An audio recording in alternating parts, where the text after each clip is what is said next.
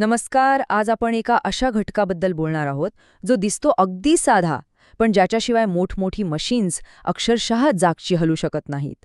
हो, आपण बोलतोय मेकॅनिकल की बद्दल. हां, तो छोटासा पण अत्यंत महत्वाचा दुवा आहे.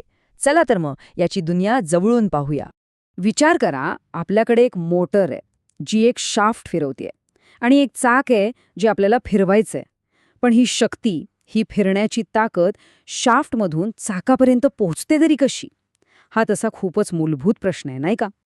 कल्पना करा, आपण तो शाफ्ट सरळ चाकाच्या मधल्या भागामध्ये म्हणजे हबमध्ये टाकला. काय होईल? शाफ्ट तर गोल गोल फिरत राहील, पण चाक ते जागच्या जागीच, कारण त्या दोघांमध्ये कोणतीही पकडच नाहीये. त्यामुळे शक्तीचं हस्तांतरण शून्य. आणि हीच आहे आपली मूळ समस्या. तर याच समस्येला म्हणतात स्लिपिंग शाफ्ट प्रॉब्लेम, म्हणजे शाफ्ट जागेवरच निसटतोय.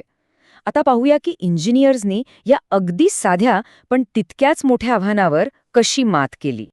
आणि गंमत म्हणजे या मोठ्या समस्येवरचा उपाय आश्चर्यकारकपणे खूपच सोपा आहे. हो, ह्याचं सगळं रहस्य दडलंय धातूच्या एका छोट्याशा पण अगदी अचूकपणे बनवलेल्या तुकड्यात. आणि त्या इंजिनियर्स उपायाचं नाव आहे मेकॅनिकल की.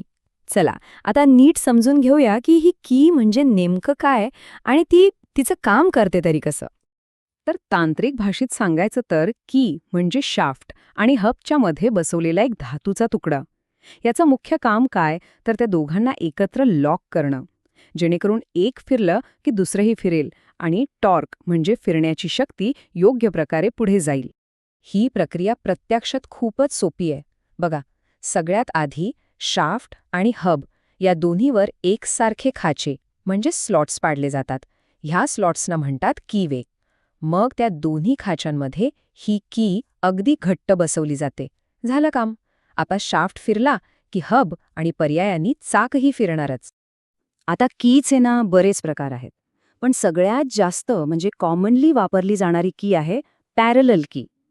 हिला काहीजण फेदर की असंही म्हणतात.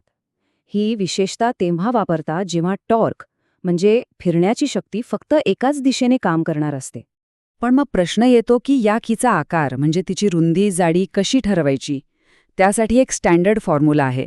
समजा आपल्या शाफ्टचा व्यास आहे 40 मिलीमीटर, तर सूत्रानुसार कीची रुंदी होईल बरोबर 12 मिलीमीटर आणि जाडी होईल 8 मिलीमीटर.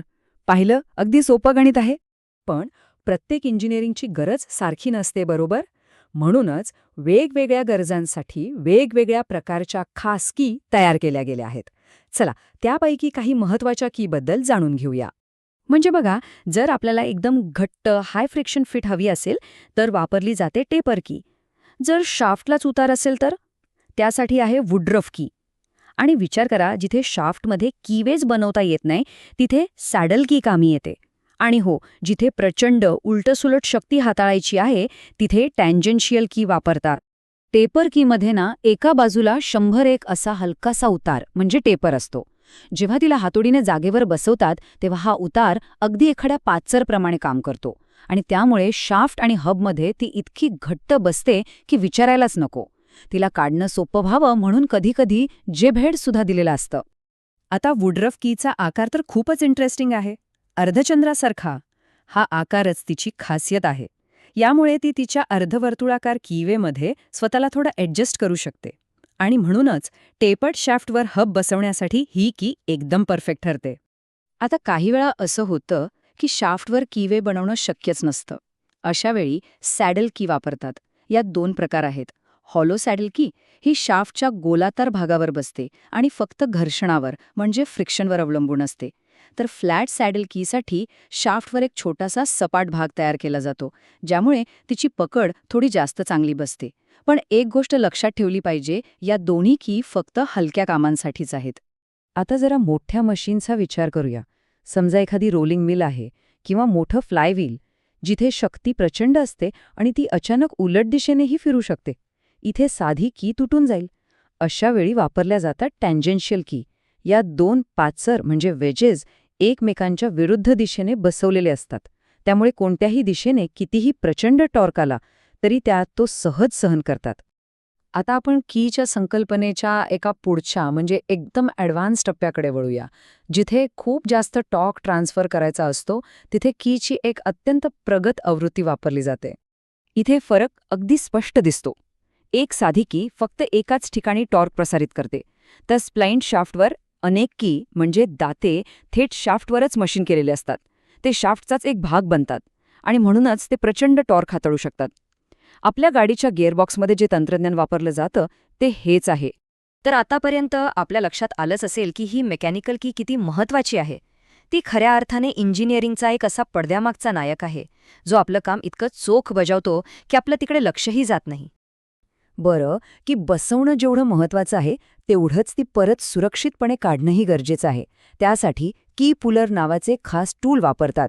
हे टूल कीला दोन्ही बाजूंनी घट्ट पकडतं आणि मग स्क्रूच्या मदतीने तिला शाफ्ट किंवा कीवेला कोणतंही नुकसान न होऊ देता सरळ बाहेर खेचतं. म्हणतात ना, योग्य कामासाठी योग्य साधन. चला, तर मग या सगळ्यातून आपण काय महत्वाचं शिकलो? पहिलं म्हणजे मेकॅनिकल की हे एका मूलभूत अभियांत्रिकी समस्येवरचं अत्यंत सोपं पण तितकंच प्रभावी उत्तर आहे. दुसरं, प्रत्येक वेगवेगळ्या कामासाठी एक वेगळी खास की बनवलेली आहे. आणि तिसरं, आपल्या घरातल्या लॉन मॉवरपासून ते मोठमोठ्या औद्योगिक मिल्सपर्यंत हा छोटासा अदृश्य दुवा आहे, जो सगळं काही चालवत असतो. त्यामुळे पुढच्या वेळी जेव्हा आपण एखादं मशीन काम करताना पाहाल, तेव्हा एक क्षणभर विचार करा की त्याच्या आत असे कोणते छोटे, अदृश्य घटक असतील जे हे सगळं शक्य करत आहेत. आपल्या आजूबाजूला इंजिनिअरिंगचे असे कितीतरी नायक लपलेले आहेत. फक्त त्यांना पाहण्याची आणि समजून घेण्याची दृष्टी हवी.